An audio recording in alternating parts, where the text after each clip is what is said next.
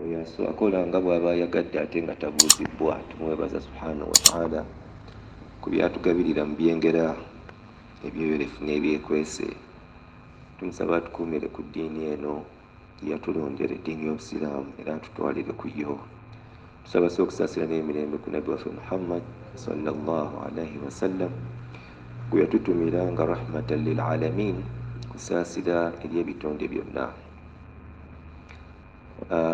Nabbi waffe Muhammad sallallahu alaihi wasallam nga bwe tuzze twogera, embeera bwe yakaluba mu Makka yalagira basahaba be basenguke bagende e Habasha.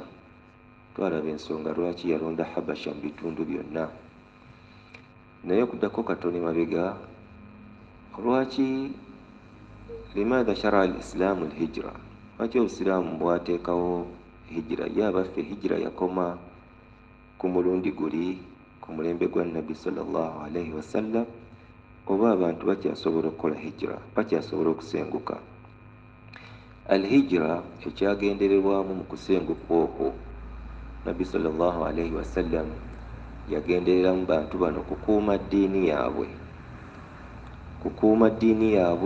kukola ddiini yaabwe mu environment enaabasobozesa okugituukiriza obulungi. Nekitegeeza nti omuntu wabeera mu kifo oba mu society oba mu environment emulemesa okukola eddiini ye ng'alina obusobozi obusenguka, omuntu oyo ateekeddwa okusenguka agende mu kifo mw'anaakolera eddiini. Mu Quran Allah subhanahu wa ta'ala bw'aliba awozesa abantu abaajeemera amateeka ge, abaagayaalira okukola ebiragiro bye, agenda babuuza billahi minash shaitani rrajim, alam takun ardullahi wasi'atun fatuhajiru fiha qalu kunna mustad'afina fil ard. Kunna mustad'afina fil ard, Allah babuuze alam takun ardullahi wasi'atun fatuhajiru fiha. Abantu bwe banaaba bababuuza lwaki temwakolanga ddiini mu butuufu bwayo, excuse gye bagenda okuwa, twali mu nsi nga tunyigirizibwa, nga tebatusobozesa kukola, tebatukkiriza kukola ddiini yaffe, kutuukiriza amateeka ga ddiini yaffe, twali tunyigirizibwa amakulu. Allah agenda babuuza alam takun ardullahi wasi'a, ensi yange teyali ngazi, fatuhajiru fiha, ng'osobola okusenguka n'ogenda ewalala. N'olwekyo si excuse ku muntu alina obusobozi okuva mu kitundu bwe bamugaanidde okukola eddiini ng'asobola okugenda ewalala ne yeesiba mu kitundu ekyo. Ffe wano baatugaana okusaala, genda ewalala gye basobola okukkiriza, okuggyako ng'embeera ekulemereddwa. N'olwekyo al-hijra, omuntu akyasobola okusenguka paka nakati ng'asengukidde ku nniya eyo, agende ewantu gy'anaasobola okukolera eddiini ye batataataaganyizibwa. Hadisi tugimanyi, nabbi gye yayogera innamal a'malu binniyat, eri gyesembera ayogera ku hijra, faman kanat hijratuhu ila Allahi wa rasuli fahijratuhu ila Allahi wa rasuli. Omuntu bw'asenguka nga kimututte ku lwa Mungu na mubaka we amakulu kutaasa ddiini eno, Allah amuwa empeera era amutuukiriza ku ekyo ky'aba asengukidde. Waman kanat hijratuhu lidunya yusibuha, waliyo abantu abasenguka nga basenguse lwa duniya, nabo Mungu abawa. N'olwekyo al-hijra mu kusookera ddala kwali kukuuma ddiini y'abantu bano. Naam, abasiraamu bano twagamba basenguka mu Rajab, mwezi gwa Rajab omwaka gwa 5. Bwe baali baakamalayo emyezi 3, baawulira amawulire agava e Makka nti abasajja ab'amaanyi 2 basiramuse, nga mu bo mwe mwali Hamza ne Umar bin al-Khattab radiyallahu anhuma. Ate era ne wayita akaseera katono ne bawulira nti Makka yonna esiramuse nga bwe twakiraba luli. N'olwekyo baagenda baddayo ewaabwe nga balaba teri kibasiiba mu nsi ngwira, ng'ate ewaabwe ebintu biteredde. Naye bwe baasanga ng'embeera si bwe baagisuubira, abamu baasalawo bakomewo, abamu ne basalawo bagende basigale mu Makka. Naye omwaka bwe guwera ogw'omu7, Abakuraishi nga bongeddemu amaanyi mu kubonyaabonya abasiraamu, nabbi yakuŋŋaanya abasiraamu n'abagamba, bannange, embeera ekalubye, mwandizeeyo Habasha, yabaza Habasha, mwandizeeyo Habasha. Era twalaba ku mulundi ogwo bagendera ddala bangi. Mulundi ogwasooka baali 14, abasajja 10 n'abakyala 4. Omulundi ogwaddako ebitabo bya taarikh bya sira bigamba baasukka mu 10. Abasajja 82, abakyala 18. Mulimu ebitabo ebigamba baasukka mu 10. N'olwekyo bagenda bangi, era okusenka okwokubiri kwali kuzibuzibu. Lwaki? Baali bangi, ate balina kufuluma mu bubba Abakuraishi obutabategeera. Twalaba ebyali Habasha nga bagenze wa Najashi, era ku mulundi ogwokubiri twalaba nti Najashi yasiramuka oluvannyuma lw'ebbaluwa Nabbi SAW gye yamuwandiikira ng'emusaba okubulabya abantu be n'omukowoola okujja eri Obusiraamu. Habasha baamalayo ku mulundi ogwo ogwokubiri, bagenda mu mwaka gwa 7, baavaayo mwaka gwa 7 baada al-hijra. Amakulu baalwayo nnyo kati bala okuva mu gw'7 min al-bi'tha, kubanga Makka Nabbi SAW yamalayo emyaka 13. So gwa 7, gwa 8, gwa 9, 10, 11, 12, 13, emyaka 7 egy'e Makka gattako emyaka 7 egy'e Madina. So emyaka almost 15, 14 nga bali mu Habasha. Era impact yaabwe twagiraba, bavaako okusomesa eddiini abantu ne basiramuka. Era twagamba yemu ku nsonga lwaki ekitundu ekyo abasiraamu bangi. Somalia, Ethiopia, Eritrea, Sudan, ebyo byonna byali bitundu ebyali mu basahaba ne bakola intermarriages, ne basomesa eddiini, obusiraamu ne bukwata ne bunywera. Baavaayo mwaka gwa 7 nga Nabbi amaze okulwana olutalo lw'e Khaybar. Allah bali basobozesezza okutuukayo. Naye nga bali e Habasha ebintu bingi byagenda mu maaso. Katugyeyo incident emu. Mu baagenda ku mulundi ogwaddako mwe mwali ne muwala wa Abu Sufyan gwe baali bayita Ramla oba Habiba. Yali azadde omwana gwe bayita Habiba ne bamutuuma Habiba. Abu Sufyan tumumanyi bulungi, ye yali omu ku bakulu b'omu Makka ng'ate omu ku batawaanya abasiraamu, naye raba Allah bw'amuwa omwana n'asiramuka. So Habiba asenguka ne bba baali bamuyita Ubaydullah ibn Jahsh. Bwe basenguka ne bagenda e Habasha, riwaaya ziri 2. Omusajja ono Ubaydullah ibn Jahsh yasenguka musiraamu. Riwaaya emu egamba bwe yatuuka e Habasha n'ava mu busiraamu n'afuuka munaswara, n'afuuka mu kristaayo, he embraced Christianity. Riwaaya endala egamba nedda teyava mu busiraamu wabula yafa. Kati kyonna ky'oba otutte, oba yafa oba yava mu busiraamu, Habiba n'asigala nga talina mwami. Kubanga waba yava mu busiraamu, obusiraamu tebukkiriza muntu kubeera mukyala kubeera na musajja atali musiraamu. So baali balina kwawukana. Oba bw'aba yafa era yali ali bw'omu.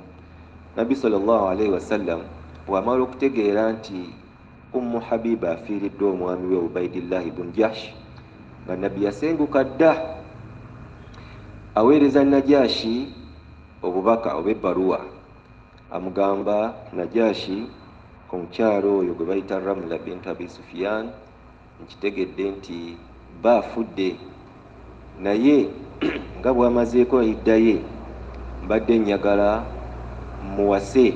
Nabbi ali Madina naye agenda okuwasa omukyala ali Habasha, miles and miles away. Amugamba gwe omuyinako obuyinza, kubanga nga bwe tukimanyi mu busiraamu awatali musiraamu tagaba mwana musiraamu ne waba yamuzaala.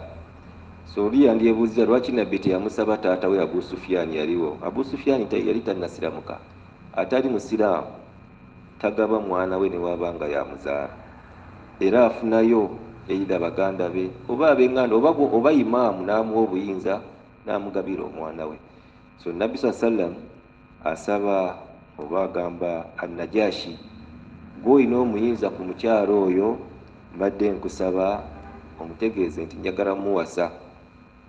Nabbi obubaka yabutuusa, omusajja bw'asoma ebbaluwa n'abutuusako Habiba n'amugamba Nabbi SAW akuproposingidde ayagala kuwasa okkiriza.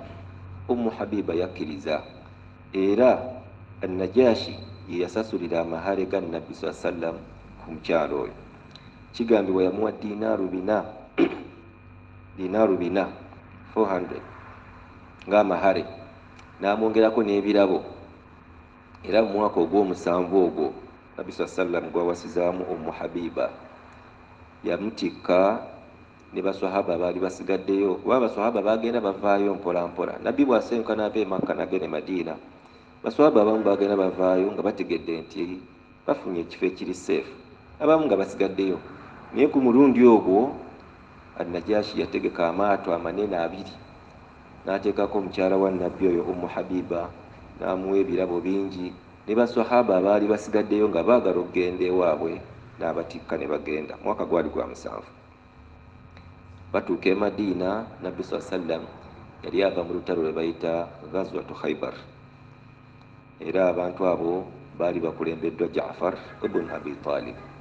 Mu bimu ku birabo Najashi bye yawa Nabbi sallallahu alayhi wasallam, kubanga bwe yali abasiibula alina ebirabo bye yamutikka ebirabo mwalimu emiggo 3, olwoyinza ogiyita walking sticks, obuti 3 obw'ebbeeyi. Nabbi sallam bw'afuna emiggo egyo n'agabako 2 n'asigaza gumu. Ogumu yaguwa Ali, mulala n'aguwa Umar bin al-Khattab, naye n'asigazaako gumu. So eyo incident yali mu Habasha. Nabbi n'awasa omukyala ng'ali wala, ne bamugatta naye n'asobola okukola ki? Okubeera omu ku bakyala be. Abu Sufyan bw'awulira nti Muhammadi awasizza muwala we, jjukira Abu Sufyan yali Makka, yagenda mu Bakuraishi banne ne yeewaana. Teebereza si musiraamu, naye yagenda mu Bakuraishi banne n'abagamba, nze nfuuse mukoddomi wa Muhammad, yatutte muwala wange. Kati Abakuraishi ne bamwewuunya, ate kati osanyuse busanyusi gwe yandibadde ajjayo enjala. Gamba naye yali akimanyi muli nti omusajja ono wadde tumulwanyisa alina ekyenkizo, oba oliawo Nabbi mutuufu. So Abu Sufyan yasanyuka olwa muwala we okufumbirwa Muhammad. Ate era nga bwe tunaalaba Nabbi sallam Mungu ali bamusobozesezza, abakyala be yawasa yabawasa olw'ensonga ez'enjawulo. Kati waliwo be yawasa ng'oyo Habiba olw'okwagala okukendeeza obulabe wakati we nabali abaali bamukolako obulabe. Waliwo abakyala be tujja okulaba Abayudaaya nga yabawasa specifically lwekyo. Abayudaaya baali bamuyinako obuzibu, bwe yawasanga abawala baabwe ne bakkakkana. So ne Abu Sufyan Nabbi okuwasa muwala we Ramla, Abu Sufyan yakakkanya obusungu n'obulabe bwe yalina ku basiraamu ne ku Nabbi in particular. Era ekyo oba oliawo kyamuviirako baada Fathu Makka, oluvannyuma lw'omwaka gumu Nabbi ng'agenze e Makka, oba oliawo kyali kimu ku byamusiramula. So Abu Sufyan yali omu ku bakoddomi ba Nabbi, yamuwa muwala we n'amuwasa Habiba. Emyaka tugirabye, katukoneku katono okusiramuka kw'abasajja bali 2 be tugambye abaaviirako abasiraamu okukomawo e Makka. Hamza ibn Abdul Muttalib, taata wa Nabbi omuto, aba muganda wa Abdallah. Nabbi sallallahu alaihi wasallam aba ali mu Makka, ali ku Kaaba asaala eswala ze. Abu Jahal gye yava n'ajja n'amuvuma ebigambo ebinene. Kigambibwa n'akwata n'ogwinja n'amukuba, n'amuleeta olubale n'avamu omusaayi. Amukuba nga abantu we bali balaba ne bawulira ennaku, ne basunguwalira Abu Jahal, omusajja okubye waakyo omutuusa ku kino nga talina kyakkoze. Nabbi baamuyoola ne bamutwala ewuwe ng'atonnya omusaayi. Bw'akomawo Hamza, kigambibwa Hamza yali musajja muyizzi, kaana swayada, yali muyizzi, yali wa kiwago muwanvu nga tujja omulaba mu ntalo ez'e Badiri ne Uhudi, yali musajja w'amaanyi kabode. Kati yali akola omulimu ogwo gw'okuyigga. Bw'akomawo atuuka ewaka mukyala we amugamba nti, Hamza, singa obaddewo n'olaba Abu Jahali kyakoze mutabani wammwe, mwana wa mutowo, tewandirese kwennyamira. Amubuuza amukoze eki? Amuvumye, takomye okwo n'omukuba n'amukuba n'atiririka omusaayi. Ekyo kyanyiiza Hamza. Jjukira Hamza si musiraamu, kyanyiiza Hamza n'agamba akola atya ekintu ng'ekyo nga naffe abantu be weetuli. Njukire point gye tuze tukoonako eya al-asabiyatul qabaliya. Abantu bano ku bika byabwe baalinga tebawuliriza kirala, ng'aleeta ekikanga n'eddiini tennaba. N'agamba amukubye lwakubanga mutabani wa Banu Hashim alaba talina bayinza mutaasa. Olw'okutwagamba Abu Jahal ye yali ava mu Banu Makhzum, kika kirala. Amukoze bino olw'okuba alaba talina bayinza mutaasa, Banu Hashim banafu. Hamza yakwata ekifo ekisookye mu busungu obw'amaanyi n'agenda ewali Abu Jahal, yamusanga ku Kaaba, n'amukuba bubi nnyo n'atiirika omusaayi. N'amugamba kye wakoze mutabani wange kye nkusasudde. Abantu ba Abu Jahal ba Banu Makhzum baayagala okukwata Hamza bamwambalire bamuddize. Abu Jahal yennyini n'abakomako n'agamba nti muleke, nange nkakasizza kye nakoze Muhammad kyadde tekijja. Amakulu yagwesalira nti Hamza kyankoze oba oli awo obusungu bumukutte kye nakoze mutabani we. In fact mu kumukuba okwo yamugamba kino nkikoze ate njagala okutegeeza nti nange ndi ku ddiini ya Muhammad, nange nasiramuse. Oba obadde osuubira nti Muhammad ali yekka, gye tuli abali emabega babakoze eki? Abasiramuse. Kyanyiiza nnyo Abu Jahal ne kikanga n'abataali basiraamu. Hamza naye yasiramuse kubanga yalwawo okusiramuka, tuli mwaka gwa kutaano. Naye Hamza bwaddayo eka afumiitiriza ekigambo kyayogedde nti wa ana ala diinihi, ekyo nkikoze okutegeeza nti nange nasiramuse, ndi ku ddiini ya Muhammad.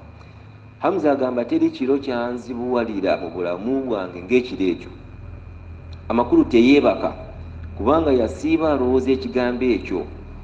Kino yakyogedde lwa busungu, si kuba nti yabadde yasiramuse hakkan, naye okwagala okunyiiza Abu Jahali yakyogedde amulage nti nange nasiramuse, kola kyokola. Hamza obudde we bukya awulira nga tateredde ku lw'ekigambo kye yayogedde. Agenda ewa Nabi Muhammad sallallahu alaihi wasallam amugamba, ya Rasulallah, nayogedde ekigambo mu kunyiiza Abu Jahal naye mpulira siteredde mutima, kikyankolokota ku mutima. Amba wagambye eki? Namugambye nasiramuse naye nga nakyogeza busungu. Nabbi agamba taata we Hamza, in tasduku llaha yasdukuk, ekigambo ekyo kireke kituule mu mutima gwo. Bw'obanga ddala okyagala kikubeere, Allah ajja kikuwa. Tasduku llaha yasdukuk, bw'okola ekigambo nga ddala ogendereddemu kusanyusa Mungu, ajja kikutuusaako ky'oyagala. Era yamusabira edduwa taata we akakkane obusiraamu butuule mu kifuba kye. Hamza yasiramukira ddala ku dduwa ya Nabbi sallallahu alaihi wasallam, naye nga mu kusooka yali tayogedde nti akyogera lwa kusiramuka, akyogedde kunyiiza bali kubalaga nti Muhammad temujja mukola nga bwe mwagala, mulowooze nti talina bamutaasa. Naye ekigambo ekyo bw'agenda wa Nabbi n'akimuyitiramu, Nabbi n'amusabira edduwa, Hamza n'asiramukira ddala, obusiramu bwe ne bulongooka, era n'agenda mu lujjudde n'alangirira nti nze nsiramuse. Ekigambo ekyo nno in tasduku llaha yasdukuk, fomula nkulu nnyo mu bulamu bwaffe bw'oba ogyekutteko. Omusajja omulala yajja eri Nabbi sallallahu alaihi wasallam, jaa arabi ila Nabbi, n'amugamba, ya Rasulallah, nze nsiramuse, nva wala eyo mu kyalo naye nsiramuse. Kubanga yajjira mu kiseera kya lutalo, era bw'asiramuka omusajja oyo yeetaba mu lutalo nga yakasiramuka. Olutalo we luggwa, Nabbi sallallahu alaihi wasallam ng'amaze okukuŋŋaanya bye bawambye mu lutalo, kubanga tukimanyi ebintu ebivudde mu lutalo oba bye bawambye mu lutalo biriko amateeka agabifuga. Allah abiyita al-Anfal, suratul Anfal yakka oluvannyuma lwa ghazwat Badr, ng'eraga butya bwe balina okugabanya emaali eyo gye bafunye mu lutalo. Nabbi bw'amala okugabanya ku buli abadde mu lutalo alina okufuna ku bye bawambye mu lutalo. Nabbi sallallahu alaihi wasallam anoonya omusajja eyasiramuse amuwe ku maali. Babuuza, gundi aliwa eyatwegaseeko eggulo? Amuga abeera gindi. Akwata omugabo gwe n'abagamba mugumutwalire mu maali y'olutalo. Omusajja oyo bwe bamutwalira emaali n'ababuuza, ate bino biki? Tya guno omugabo gwo Nabbi yagukuwadde? kubanga weetabye mu ghazwa. Yakwata emaali n'agizaayo wa nabbi n'amugamba, ya Rasulallah, nze kino si kye kyansiramudde, saasiramuse kufuna byamaguzi, n'olwekyo nze eno emaali sigyagala, nasiramuse ng'omutima gwange gwagala ddi, gwagala Allah, saasiramuse kufuna maali yiyo gize. Era amugamba nti nze ekyantutte mu lutalo, ekyandeese mu lutalo, nazze n'enniya nga nyagala kufiira mu lutalo, nyagala bankuba akasaale wano kafulumire eno nfe fune obwa shahidi. Nabbi naye yamugamba ekigambo ekyo, intasduku llaha yasduku, bw'obanga ekigambo kyogera okikakasa Mungu ajja kikuwa. Olutalo olwaddako omusajja yakomawo era n'alwetabamu ne bamuttiramu. Nabbi sallallahu alaihi wasallam agenda okunoonyereza mu basiraamu be basse, omusajja oyo bamukubye akasaale ne kayigayo wano ne kafulumira wano, n'agamba sadaka maa Allah fasadaka Allahu maa. Omusajja yayogera ekigambo ng'akikakasa ne Allah n'akola ki, n'akimuwa ne kituukirira. Olwekyo ekintu ky'oyogera ng'okyogera n'amazima, Allah akikuwa ne kituukirira. Hamza n'asiramuka bw'atyo. Omusajja omulala ya Umar radiyallahu anhu ibn al-Khattab, naye okusiramuka kwe kwali kwa njawulo era kwewunyisa Abakuraishi. Umar y'omu ku basajja abaali bataagala basiraamu abaali bayigganya Nabbi sallallahu alaihi wasallam. Tujjukire omuwala oli gwe yabonyaabonya atuuka okuziba n'amaaso Zinniira, mumujjukira. Naye Umar mu mwaka ogwokutaano agenda okulira nga Muhammad abatamye. Muhammad ayonoonye ensi, atabudde ensi, buli omu akyankalanyiza families. Akwata ekiso kye mu busungu agamba leero Muhammad yajja kungwako.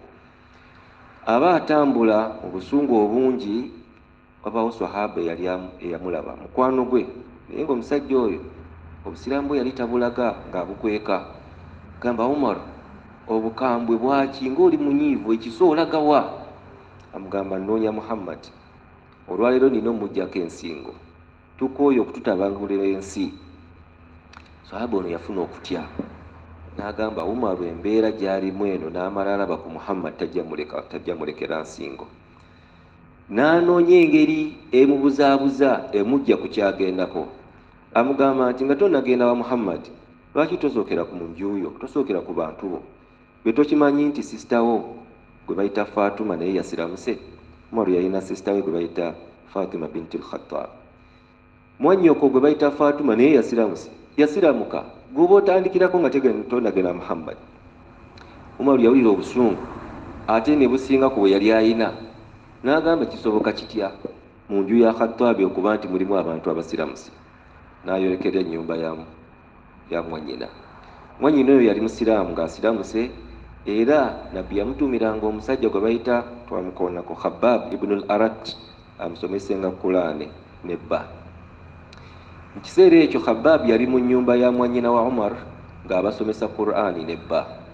Umar bw'atuuka ku maka ga mwannyina Fatuma, akuba oluggi bubi nnyo, awulira balina bye basoma.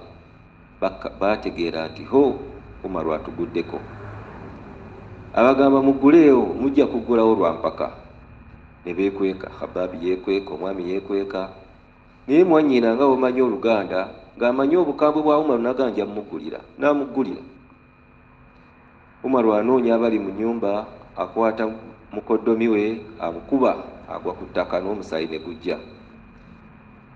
Mu kwagala okutaasa bbaawe, mwannyina wa Umar Fatuma amudda mu maaso naye n'amukubiramu, naye n'ajja omusaayi. Gamba, biki bye mpulidde musoma, mubimpe. Kubanga Umar nga tannakonkona luggi, yasooka n'ayimirirako katono, n'awulira nga basoma. Mwannyina Fatuma yamugamba, Umar, nkulayirira, tetusobola kukwasa bigambo bino, kubanga baali basoma Qur'ani nga bewandikiddwa ku ddiba, kigambibwa ku ddiba.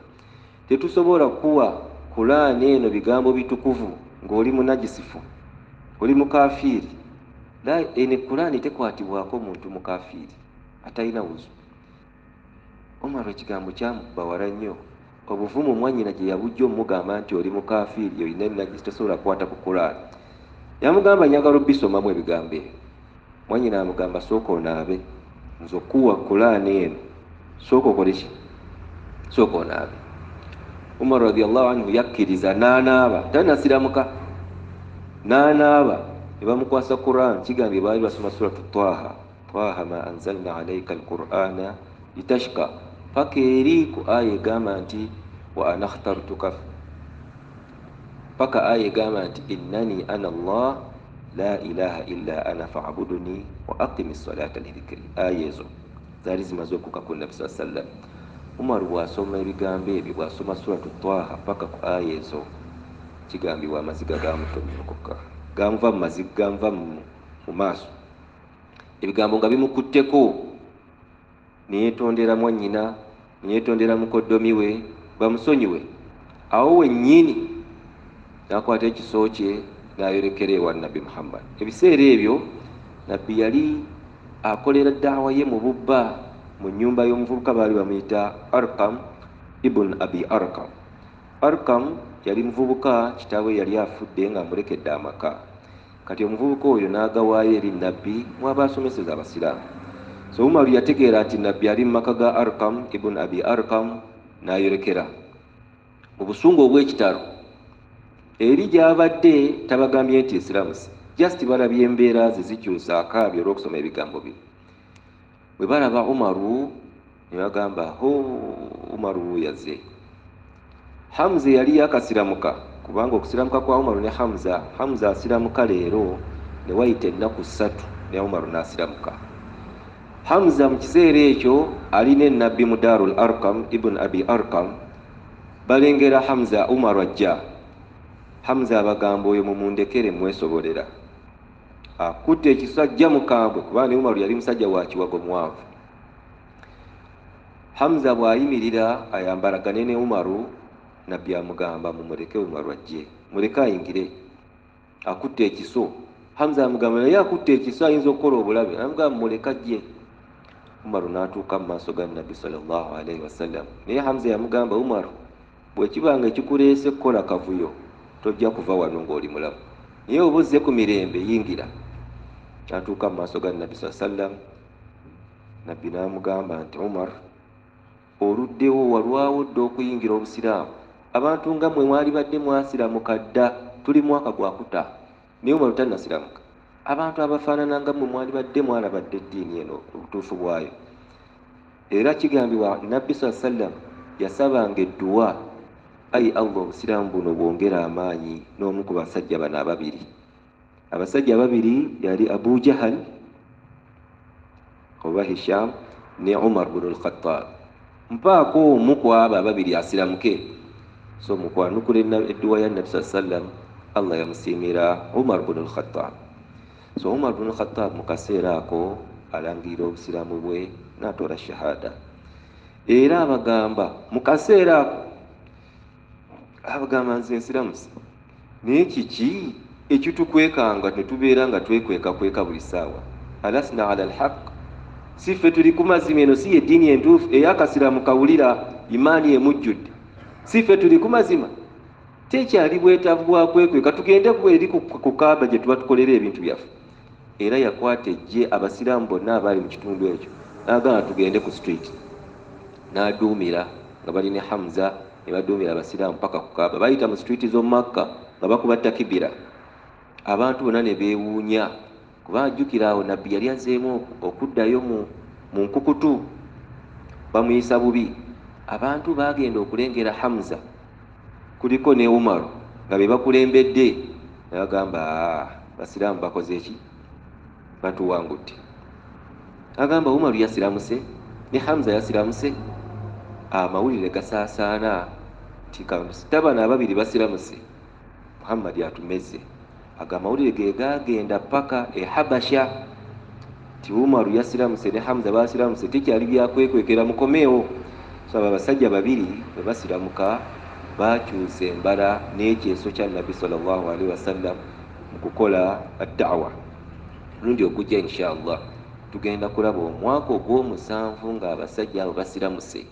Abakuraishi tebaatuula, baakola olukwe olwali olubi ennyo nga bwe tugenda okulaba butya bwe bayinza okumaliriza obusiraamu ne Muhammadi ne bana abasajja be abasuubirwa nti bamaanyi.